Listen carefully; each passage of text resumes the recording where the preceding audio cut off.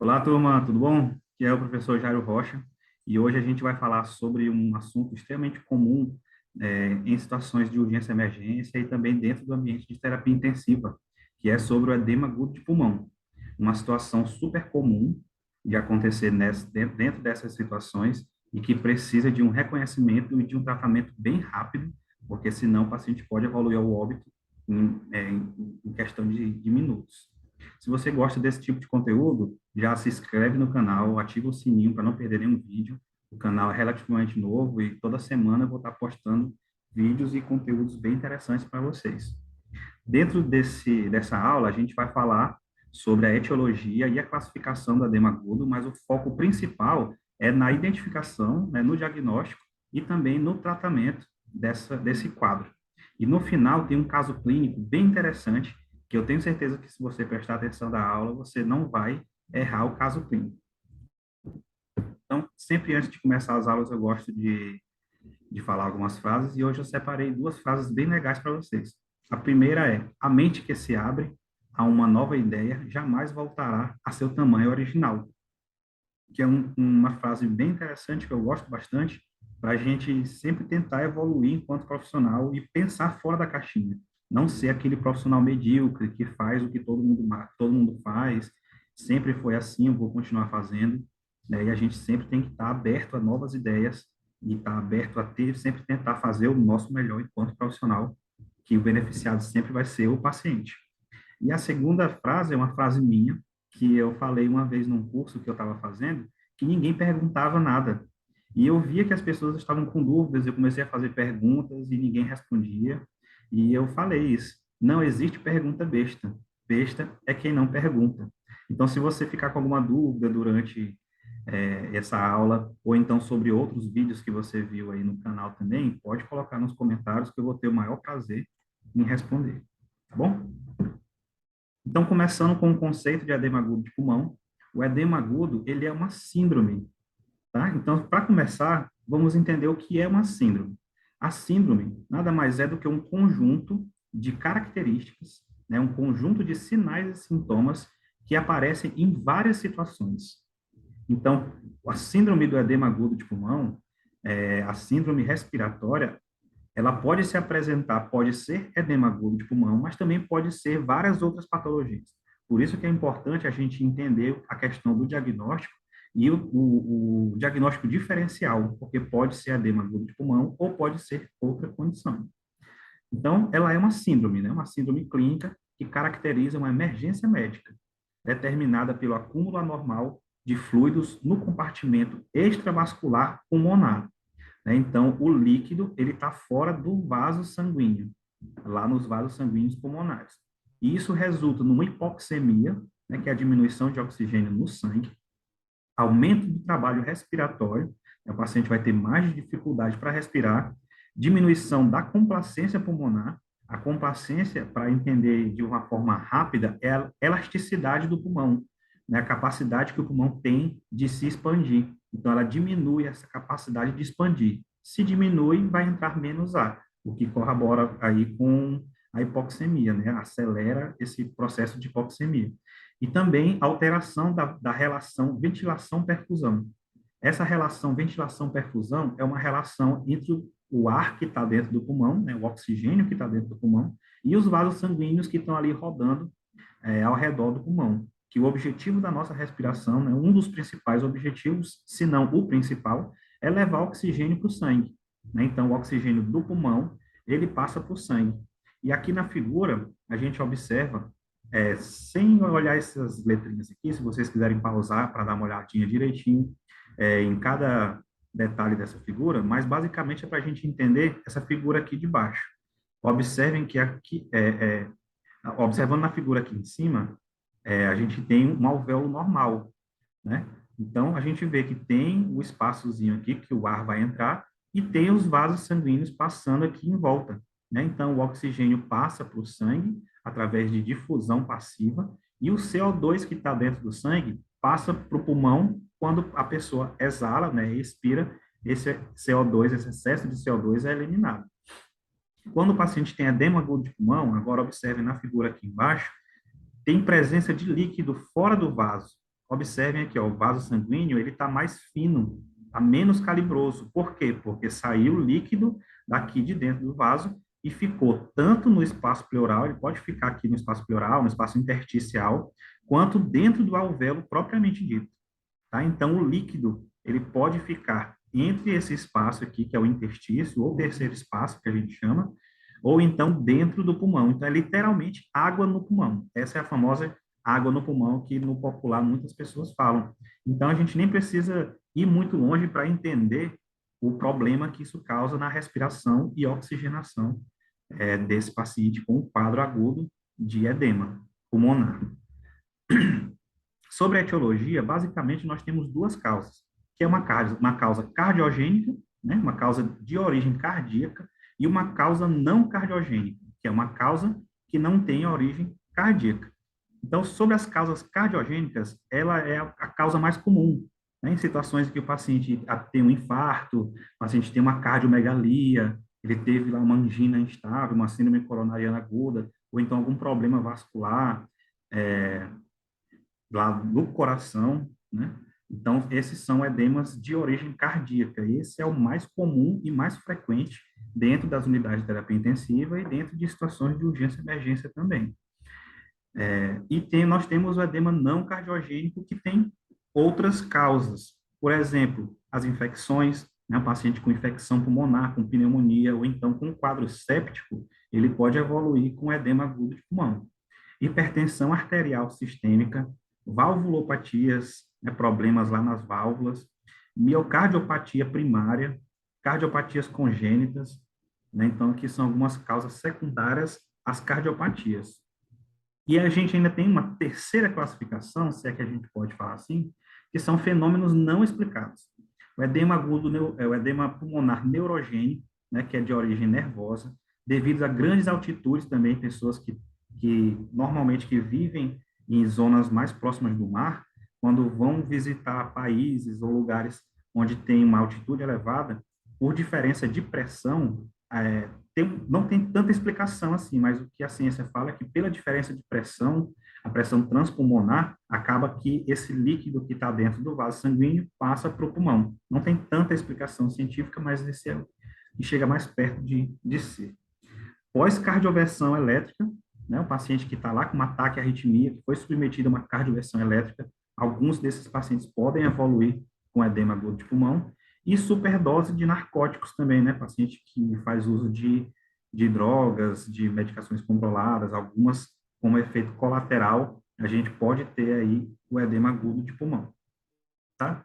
Então, essa foi a introdução aqui, mas o nosso foco principal aqui é sobre realmente o diagnóstico e o tratamento. O diagnóstico do edema agudo de pulmão, ele é clínico. Tá? Quando a gente estuda patologias e tem esse termo que o diagnóstico é clínico, quer dizer que não precisa, escutem bem o que eu vou falar, não precisa de exames complementares para você diagnosticar o edema agudo de pulmão e já iniciar o tratamento. Tá? Não se perde tempo com o tratamento do edema agudo de pulmão, esperando exames. Tá? Então, na anamnese, no exame físico, que é basicamente o diagnóstico clínico, ele é baseado nisso, né? Na anamnese, no exame físico, a gente consegue fechar o diagnóstico de edema agudo de pulmão. Entretanto, é indispensável também a investigação através de exames complementares. Tá? Então, só para não confundir, eu não estou dizendo que não precisa de exames. Não precisa de exames para iniciar o tratamento. O diagnóstico, ele é clínico, mas precisa sim de exames complementares, principalmente para a gente descobrir a causa. Tá? Então, os exames, eles servem para descobrir a causa. O diagnóstico é clínico, beleza? Então, quando o paciente está lá com a clínica de edema agudo de pulmão, tem alguns exames que nós temos que pedir. Na chegada desse paciente, é muito importante um eletrocardiograma, né? Como a gente viu lá sobre as causas, nós temos basicamente duas causas, a de origem cardíaca e a de origem não cardíaca. Então, se esse paciente tiver lá uma angina instável, se esse paciente tiver um infarto agudo do miocárdio, o eletrocardiograma ele pode mostrar. E a gente, além de tratar o edema agudo de pulmão, a gente vai ter que tratar também a causa, no caso do infarto, no caso da angina instável ou qualquer síndrome coronariana aguda que o paciente esteja sofrendo, né? Ou sobrecarga de ventrículo, Então, é indispensável aí o eletrocardiograma. Sobre a clínica, como é que esse paciente se apresenta? Como eu falei para vocês, o edema agudo de pulmão, ele pode ser, sim, algo mais leve, né? Pode ser algo súbito, é claro, mas pode ser algo mais leve, onde o paciente não vai ter uma clínica tão exagerada. Mas mesmo esses pacientes que não têm uma clínica tão grave, eles vão apresentar dispneia aos esforços, né? E até a pequenos esforços, ele não consegue fazer caminhada de longa distância, ele não consegue fazer atividade física, que ele vai sentir lá uma falta de ar enorme. Tem a famosa dispneia paroxística noturna, né, que é uma síndrome que é mais frequente, é uma falta de ar mais frequente durante a noite. Tosse, né, esse paciente vai ter um quadro de tosse sem secreção, na grande maioria das vezes, uma tosse seca. E a sibilância, né, que é aquele chiado, o famoso chiado no pulmão, né, um som de assovio. Nesses primeiros momentos pode ter esse som de assovio. Quando esse paciente vai ter uma clínica mais dramática, um quadro mais agudo, ele vai evoluir com ansiedade e agitação, já por alteração do nível de consciência associado à hipoxemia. Né? O cérebro está recebendo menos oxigênio e esse paciente vai ter aí uma agitação, uma ansiedade. Ele fica sentado com aqueles membros pendentes, né, bem inquieto, dispneia, precordialgia, né, pode estar associada também à dor torácica, né, a precordialgia é uma dor torácica, ela pode ser de origem cardíaca ou não. Então, é muito comum a gente já suspeitar de infarto em pacientes que têm edema agudo de pulmão. Pode ser a causa do edema agudo, pode ser o infarto, mas também não pode não ser. Por isso que é importante a gente rodar um eletrocardiograma aí desse paciente o mais rápido possível. Uma expectoração rosa, né, rosada e espumosa. Isso pode acontecer nos casos mais graves. Inclusive, quando o paciente está entubado, a gente consegue ver essa secreção rosa saindo pelo tubo. Essa secreção pode ser rosa ou pode ser esbranquiçada também, mas geralmente ela é rosada. E a gente consegue ver em pacientes entubados em terapia intensiva essa espuma. Mesmo sem o paciente estar entubado, a gente observa uma salivação excessiva, né, uma cialorreia, e quando ele tossir, pode ser que essa secreção, né, essa saliva saia com uma coloração rosada. E isso melhora o nosso diagnóstico. Quando a gente vê essa expectoração rosada, a gente já imagina, já fica mais fácil de identificar aí que é o edema agudo de pulmão. Então, essa é a clínica do meu paciente. O paciente vai chegar com bastante falta de ar, e como o nome da patologia fala, né, um edema agudo de pulmão. Então, ela vai começar de forma súbita. A pessoa pode estar em casa assistindo televisão, pode estar saindo numa rua, numa festa, pode estar com a namorada, com o marido, enfim, uma situação aguda. De repente, ela começa a ter falta de ar, de repente começa a ficar agoniado, agitado, ela senta e não melhora depois que ela senta, e ela fica desesperada e vai procurar aí o serviço de saúde. Quando chega no serviço de saúde, a gente vai fazer o nosso exame, né, que a nossa investigação, que basicamente é a anamnese e o exame físico.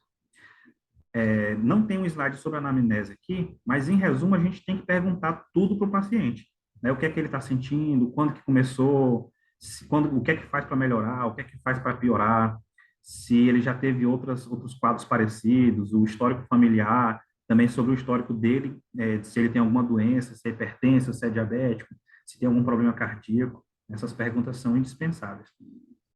No exame físico, a gente observa essas características. Tem pacientes que não vão apresentar todas essas características, mas o paciente grave, paciente com edema agudo de pulmão, que ele está numa situação mais grave, na grande maioria das vezes ele vai apresentar todas essas condições aqui. Então, ele pode apresentar uma palidez cutânea e uma sudorese fria, né, que é a famosa pele fria e pegajosa, que a gente chama, né? Ele pode ter cianose de extremidade, principalmente se for um quadro mais grave, como eu falei, quando ele está com uma hipoxemia já bem avançada e já passou um tempo também, né, demorou procurar o serviço de saúde ou demorou ser atendido. Ele vai apresentar cianose de extremidades, que é aquela coloração azulada, que pode aparecer na ponta dos dedos, da mão ou dos pés, pode aparecer também nos lábios, né, uma cor mais arroxeada. O uso da musculatura acessória, né, nós temos alguns grupos musculares que auxiliam a nossa respiração quando a gente está tendo uma respiração mais forçada, que é basicamente o esternocleidomastoide, que é o músculo do pescoço, né, que serve para a rotação do pescoço. A gente tem o reto abdominal, né, o músculo do abdômen, ele vai estar se contraindo. A gente tem os músculos intercostais, né, que são os músculos que ficam entre as costelas, eles vão estar se contraindo. Então, normalmente, esses músculos não se contraem sozinhos. E quando esse paciente está com um quadro de insuficiência respiratória grave, devido aí ao quadro de edema agudo de pulmão, a gente consegue observar esse uso da musculatura acessória. Inclusive, eu tenho um vídeo aqui no meu canal falando sobre é, essa questão do uso da musculatura e tem um caso real lá para vocês olharem. Também ele vai estar com taquipneia, né, que é o aumento da frequência respiratória, estertores crepitantes, audíveis em extensão variável do tórax, né? Então, o paciente vai ter lá na ausculta pulmonar, a gente vai escutar estertores crepitantes, que é um som parecido como se você pegasse um canudo, colocasse dentro de um copo, né, com água e soprasse. E você vai ver aquele borbulhado, né? Então, a gente coloca o esteto no paciente e vai ter esse som de borbulho lá de água dentro do pulmão. Também vai ter uma sibilância difusa, né, que é um som de assovio, bem característico mesmo, tanto que lembra uma patologia bem comum quando a gente fala de sibilo, que é a asma, né, uma condição bem comum, que é a asma. Ela é muito parecido com a asma.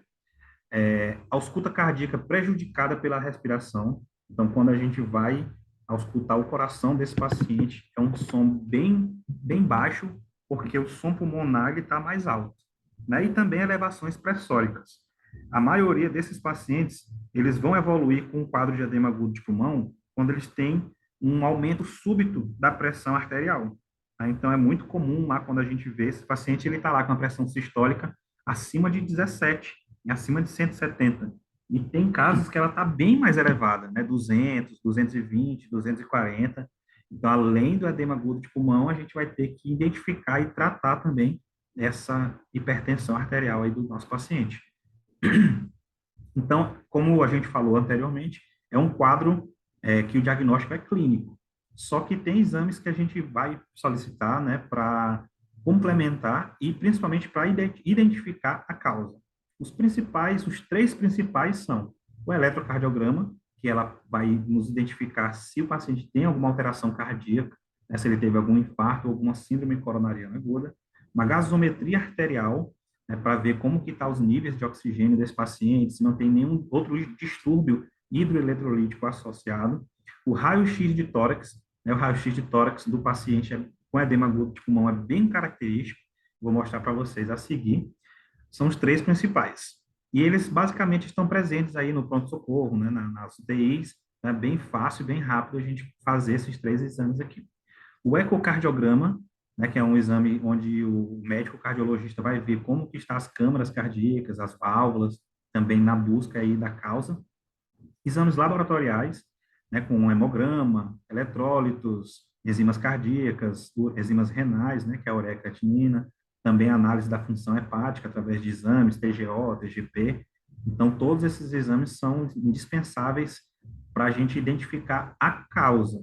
Esses exames não são necessários para a gente diagnosticar o edema agudo de pulmão. Estou frisando isso mais uma vez, porque é muito comum a gente ver na prática clínica que médicos, enfermeiros, fisioterapeutas acabam que eles demoram um pouco a iniciar tratamento porque não tem exame, porque o paciente não chegou aos exames ainda. Então, não esperem resultado de exames para iniciar tratamento e para diagnosticar realmente o edema agudo de pulmão. Os exames são complementares para a identificação da causa, beleza? Então, aqui a gente tem um raio-x de tórax de um paciente com edema agudo de pulmão, né? Esse é um raio-x que ele estava durante o quadro de edema agudo de pulmão, e o raio-x B é um raio-x 7 dias após a exposição, né? 7 dias após o edema agudo de pulmão, que ele está com um aspecto normal. Então, normalmente a gente vê o pulmão igual ao raio-x B. No raio-x A, normalmente a gente vê esse infiltrado bilateral. O edema agudo de pulmão ele pode ser só em um pulmão, mas geralmente ele acontece bilateral, porque como a principal causa é de origem cardíaca e principalmente pela elevação da pressão arterial, isso vai elevar a pressão arterial nos dois pulmões. Agora, por exemplo, o paciente tem uma pneumonia de lobo direito, por exemplo, né, do lado direito, é possível que ele tenha um edema agudo de pulmão somente no lado direito. Então, a gente já meio que descarta que seria de uma causa cardíaca e já pensa que pode ser uma causa secundária, né? Nesse caso, uma pneumonia, né? Então, normalmente, é bilateral quando é de origem cardíaca. E a gente vê esse infiltrado aqui, é um infiltrado difuso, é um infiltrado bilateral, né, que acomete basicamente todo o pulmão. A gente vê aqui só na base do pulmão direito que está um pouquinho limpo, né? Então, é notório o porquê que esse paciente tem um quadro de falta de ar enorme, né, que vai refletir aí numa hipoxemia severa que pode causar alteração do nível de consciência, pode causar desmaio, pode causar convulsão, pode causar coma e pode levar esse paciente à morte aí bem rápido também. Então, além de pensar no edema agudo de pulmão, a gente tem que pensar em outras causas, mas isso não atrasa o tratamento, tá? Pode ser uma crise asmática. O paciente que vai se apresentar com um quadro de edema agudo de pulmão, ele também vai ter o mesmo quadro muito semelhante de crise asmática. Então, a gente tem que descartar, tem que perguntar para ele: você tem asma? Já teve algum episódio de asma? Toma alguma medicação? Toma corticoide? Tem algum problema pulmonar prévio, né? Pode ser também embolia pulmonar, ou pode ser um paciente que tem DPOC e essa DPOC piorou, né? Uma exacerbação dessa DPOC. Muito comum em paciente que fumou muito tempo, paciente que trabalha com cimento, com carvão, com minério, né? Então, pacientes assim é bem comum a gente ver com esse quadro súbito de falta de ar, em que a gente pode pensar que é o edema agudo de pulmão e na hora não ser. Só que, mais uma vez frisando, isso não atrasa o tratamento, e o tratamento inicial, ele é o mesmo para todos.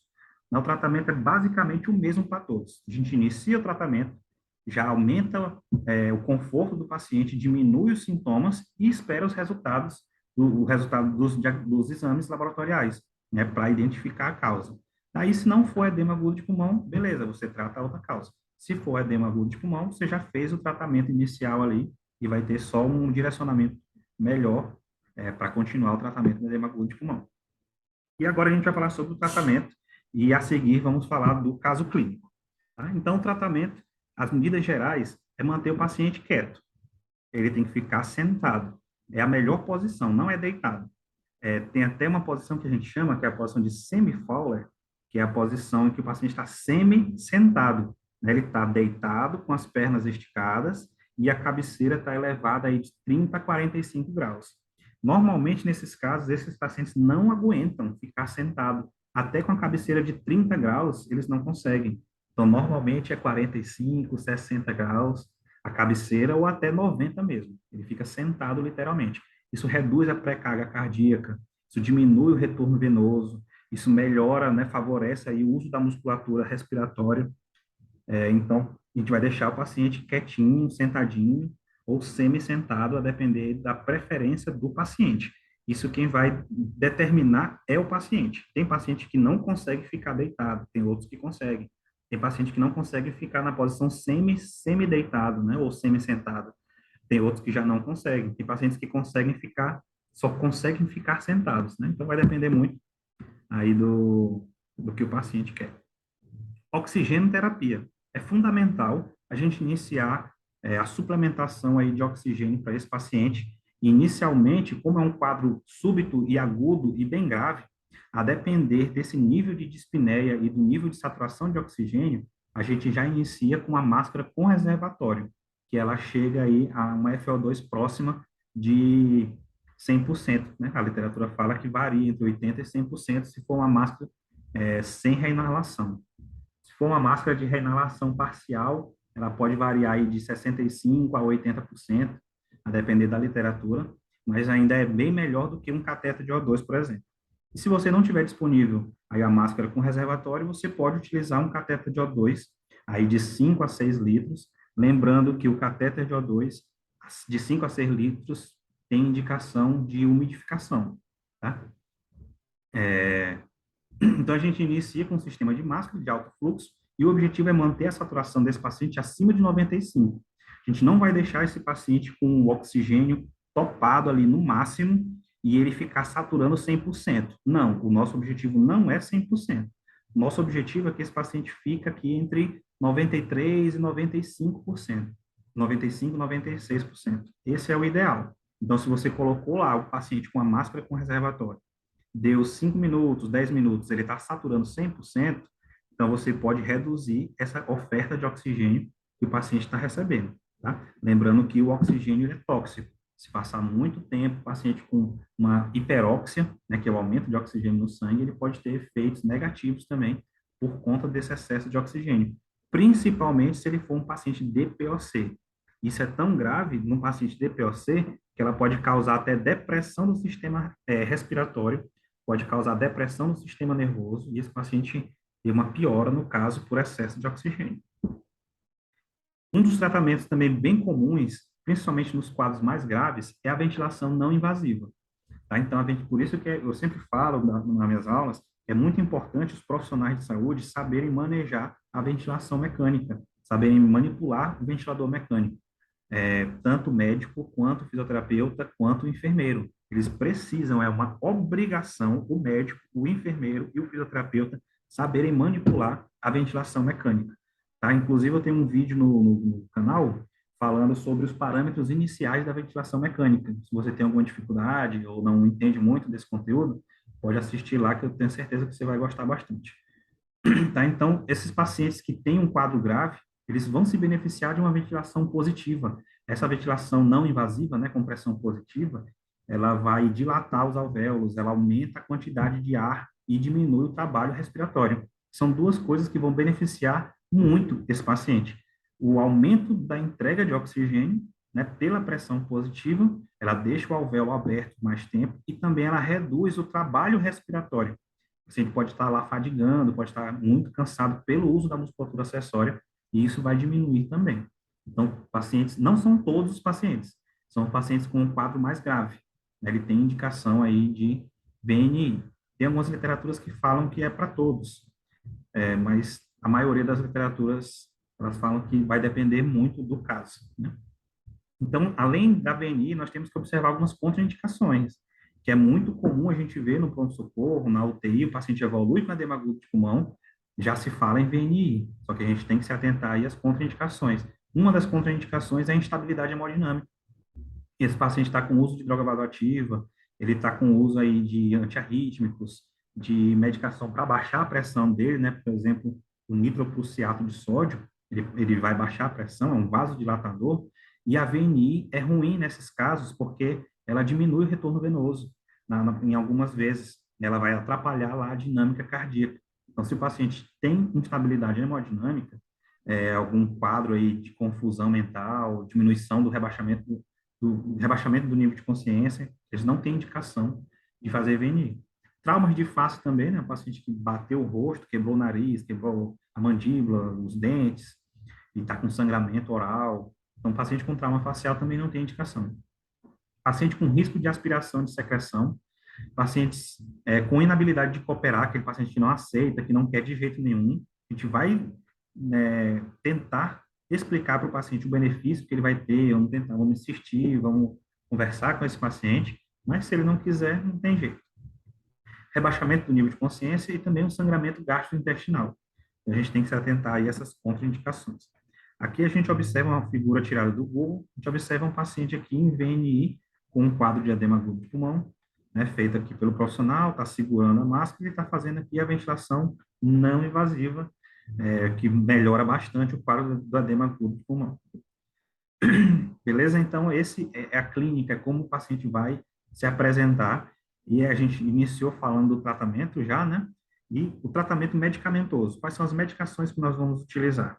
Nós vamos utilizar nitratos, né? Existem vários nitratos no mercado aí, vai depender muito do critério do médico que vai prescrever, e ele pode ser iniciado por via sublingual, mas de preferência por uma via endovenosa, né? Se a pressão sistólica estiver mais alta, e ela é dose dependente também, né? Ela vai depender do peso do paciente.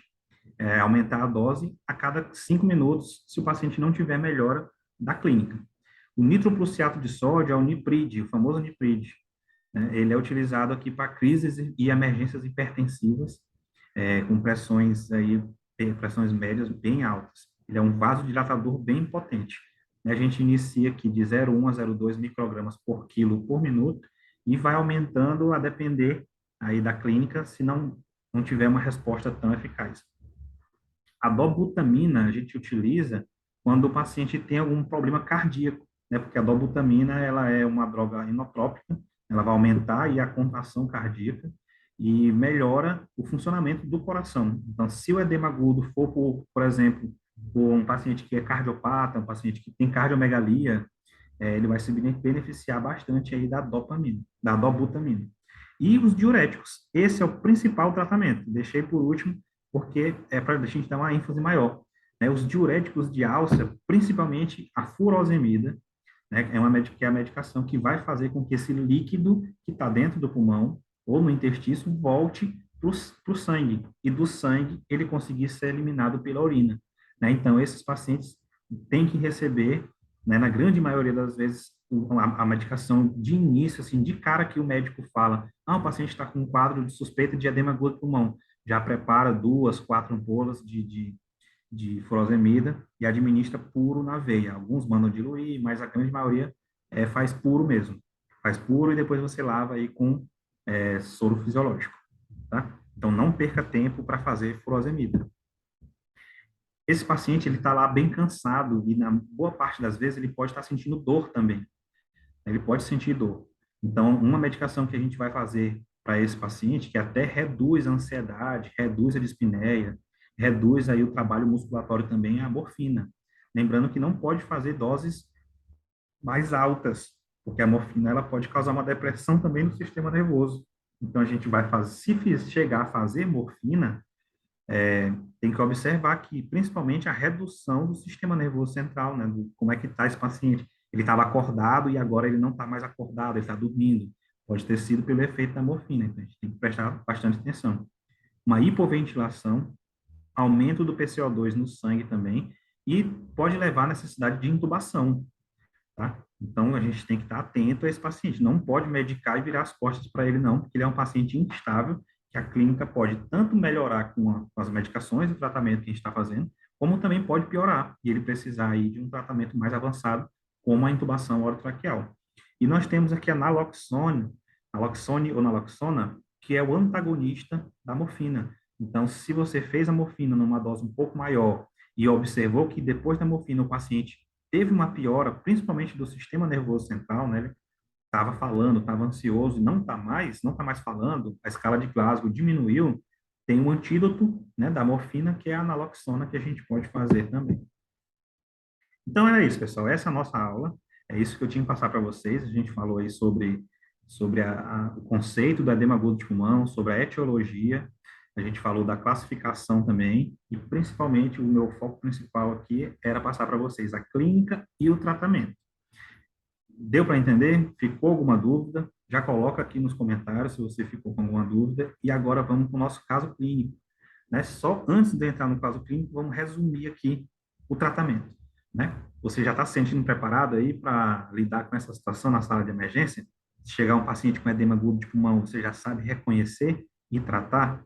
Então, para lembrar, o tratamento, basicamente o tratamento consiste em 3, que é a ventilação não invasiva, o vasodilatador endovenoso, né, que na grande maioria das vezes a gente faz o niprid, mas também pode ser um vasodilatador via oral, mas a preferência é um vasodilatador endovenoso, e o diurético, que na grande maioria das vezes, a furosemida. Tá? Então, chegou um quadro de edema agudo de pulmão, essas 3 coisas você não pode esquecer nunca. Cogitar a possibilidade da VNI, fazer um vasodilatador endovenoso rápido, e a furosemida também rápida. É isso que vai melhorar a clínica aqui do nosso paciente. E agora vamos passar para o nosso caso clínico. Um caso clínico bem interessante, bem comum. Espero que vocês gostem do caso clínico. Então, aqui é um paciente de 30 anos, paciente masculino, pardo, admitido no hospital há 72 horas por pneumonia adquirida na comunidade. Então, esse paciente já está internado no hospital há 72 horas. Ele está fazendo aí tratamento com clavulin e ele evolui com dispneia nas últimas 24 horas.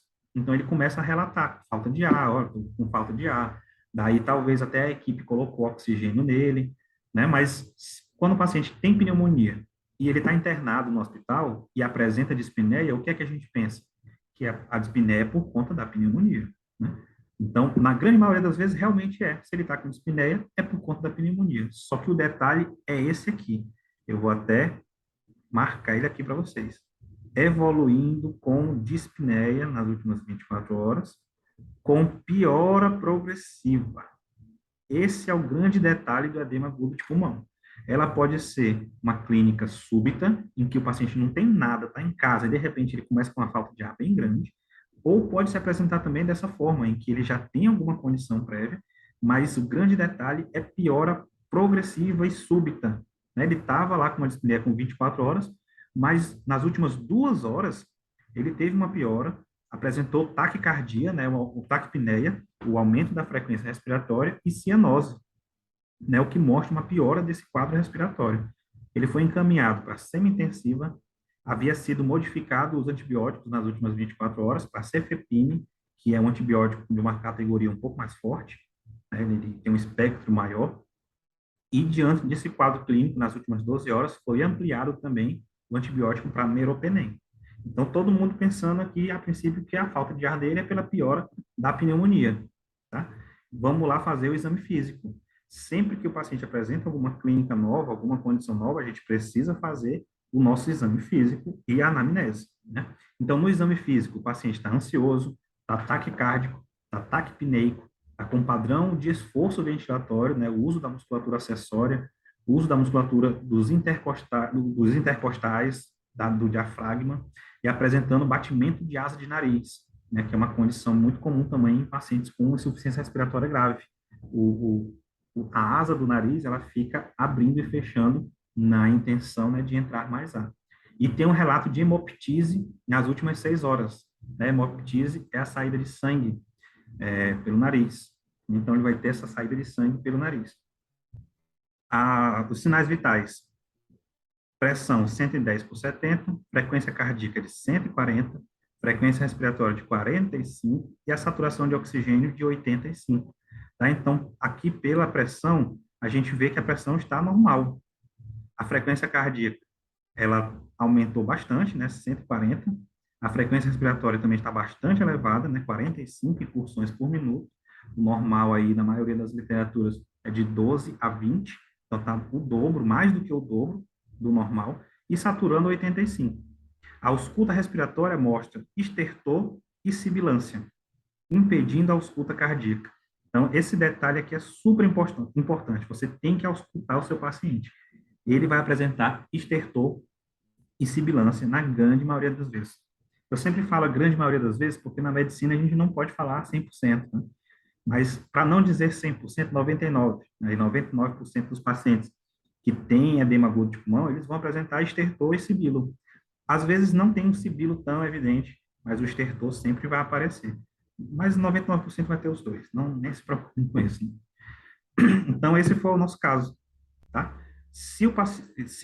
Eu pensaria, no caso, se fosse uma piora da pneumonia, até aqui, até os sinais vitais e até o meu exame físico, porque a pressão está normal. Então, como eu falei para vocês anteriormente, a principal causa é a pressão arterial, é uma causa cardíaca. Então, a pressão arterial vai estar elevada na maioria das vezes, mas lembram das causas não cardíacas, lembram que eu falei da infecção, lembram que eu falei da pneumonia. Então, o paciente está com pneumonia já, ele teve sim uma piora da pneumonia, tanto que trocou os antibióticos por antibióticos mais fortes, e essa pneumonia criou a condição aqui de estertor e sibilância. Ela criou a situação do edema agudo de pulmão de origem não cardíaca. Quais são as medidas? Observem lá, o diagnóstico não precisa de exames, então a gente já inicia o tratamento. Essas são as medidas. A gente começa com oxigênio, né, o paciente está saturando 85, com uma frequência respiratória muito alta, então a gente já pega a máscara com reservatório. Nada de cateter de O2. Cateter de O2, nesse caso, não vai resolver com a máscara com reservatório, a não ser que não tenha disponível na unidade uma máscara com reservatório. Aí você vai colocar um cateter de O2, que eu até posso dizer que não vai resolver o cateter de O2. Se você não tiver a máscara com reservatório, a probabilidade desse paciente ser entubado é bem grande. Monitorização cardíaca, né? A gente vai monitorizar esse paciente, colocar a pressão, ver a saturação contínua, ver o eletrocardiograma contínuo, pensar na ventilação mecânica não invasiva, né? Então, esse é o tratamento aqui. Pede a gasometria arterial, pede um raio-x e faz a avaliação dos exames laboratoriais. A gasometria evidenciou hipoxemia e hipercapnia, né, que são a hipoxemia, a diminuição de oxigênio no sangue, e a hipercapnia, o aumento do CO2, o que mostra lá naquela figura que eu mostrei para vocês, que diminui a relação perfusão, ventilação-perfusão, né, o oxigênio não consegue passar para o sangue, e o CO2 que está no sangue não consegue passar para o pulmão, e acaba que diminui o oxigênio, e o CO2 no sangue concentra. Ele continua, mesmo aqui com o nosso tratamento, ele continua com a saturação abaixo de 90%, e o raio-x mostra uma condensação, né, no lado inferior direito e congestão pulmonar. Essa condensação é a pneumonia, e a congestão pulmonar é o nosso edema agudo de pulmão. Aí esse paciente foi sedado, né, foi colocado em ventilação mecânica, na ventilação ele foi entubado, né, foi observada a secreção rosa saindo, aí espumosa, em grande quantidade, que é necessário fazer a aspiração desse caso, porque ela vai atrapalhar aí o funcionamento da ventilação mecânica. Após a sedação e ventilação mecânica, o paciente passou a cursar com choque circulatório, sendo iniciado vasopressor, e ele foi encaminhado para a unidade de terapia intensiva. Então, a gente viu aqui um quadro bem grave, em que o paciente estava com pneumonia, estava internado, ele teve uma piora da pneumonia e evoluiu com edema agudo de pulmão. Esse quadro ele é super grave, como eu falei, ele pode matar aí em questão de minutos e horas, se não for observado, e precisa de um acompanhamento, principalmente em casos mais graves, de unidade de terapia intensiva, principalmente para descobrir a causa e fazer o tratamento correto. Para avaliar sobre a VNI, o que é que eu vou usar principalmente? O paciente é colaborativo, ele está orientado, ele aceita a máscara? Se ele aceita, vamos continuar, né? Ele teve uma melhora do padrão respiratório, melhorou a saturação, e isso daqui, pessoal, é nos primeiros minutos. A gente não tem que esperar 1 hora, 2 horas para ver se a VNI fez efeito, não. Nos primeiros 5 minutos, no máximo 10 minutos, a gente já observa se o paciente tem melhora. Se o paciente não melhorou com 10 minutos, você pode desistir da VNI, que ele precisa ser entubado nesse caso. Tá? Se ele não teve melhora do padrão ventilatório, não teve melhora da saturação de oxigênio, ele vai precisar ser entubado nesse caso, e é uma falha da VNI. Não foi falha de indicação, falha do procedimento. A gente tem que tentar, sim, a VNI, que ela salva aí pelo menos 60% dos pacientes da intubação orotraqueal. Então é isso, pessoal. Espero que vocês tenham gostado da aula. Como eu falei, toda semana eu vou estar postando conteúdos sobre medicina, sobre enfermagem, sobre fisioterapia, enfim, conteúdos da saúde. Sempre vai ter aulas assim também, vai ter outros vídeos educativos. Aqui eu deixei para vocês o meu canal do YouTube, né? Para vocês se inscreverem, mandar para os amigos. Eu também tenho uma página profissional no Instagram, que é o mesmo nome, Professor Jairo Rocha. Tá bom? Espero que vocês tenham gostado e até o próximo vídeo.